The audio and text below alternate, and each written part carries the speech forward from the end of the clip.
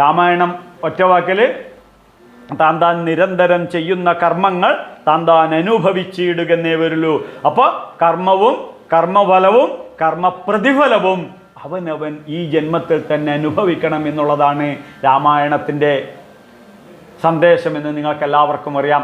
അപ്പോൾ ഈ അമ്പും വില്ലും എടുത്ത ഈ ശ്രീരാമചന്ദ്ര പ്രഭു ശത്രു സംഹാരത്തിലൂടെ ഇഷ്ടജന പരിപാലനമാണ് ഉദ്ദേശിക്കുന്നത്. അത് രാജാവായ രാമൻ, ദശരഥപുത്രനായ അവതാരമൂർത്തിയായ പൂർണ്ണ മനുഷ്യാവതാരമായ ശ്രീരാമനെയാണ് ഇവിടെ നാം ഈ തന്ത്രസമുച്ചയത്തിൽ ദർശിക്കാൻ സാധിക്കുന്നത്. അപ്പോൾ ഒരു ഭരണാധികാരി, അങ്ങ് ഭരണാധികാരിയാകുമ്പോഴോ രാഷ്ട്രമാണ്, രാഷ്ട്രം ധാരയിതേ ധ്രുവം, രാഷ്ട്രത്തിനെ അതിശക്തമായി സംരക്ഷിക്കുന്ന ഒരു തത്വമാണ് ഇവിടെ ശ്രീരാമചന്ദ്രപ്രഭുവിനുള്ളത്. ഓ